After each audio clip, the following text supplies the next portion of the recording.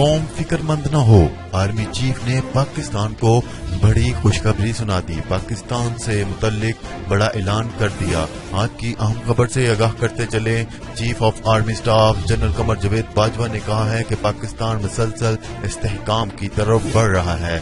مشترکہ مفادات کے لیے پاکستان اور برطانیہ کے باہمی تعاون کو اگلے مرحلے تک لے جانے کو تیار ہیں۔ پاک فوج کے شعبہ تعلقات عامہ ISPR کے مطابق army chief general Qamar Javed Bajwa نے برطانوی chief of defence staff general Nicholson سے ملاقات کی، جہاں آمد پر جنرل قمر جاوید باجوہ کو گارڈ آف آنر بھی پیش کیا گیا۔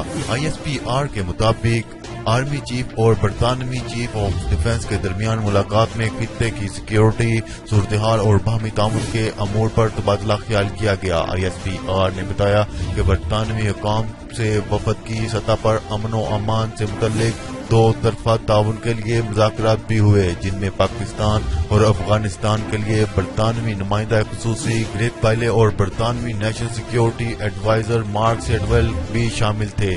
ISPR کے مطابق برطانوی قیادت نے دہشت گردی کے خلاف عظیم کامیابیوں، خطے میں قیام امن اور سلامتی کی صورتحال پر پاکستان کی تعریف کی۔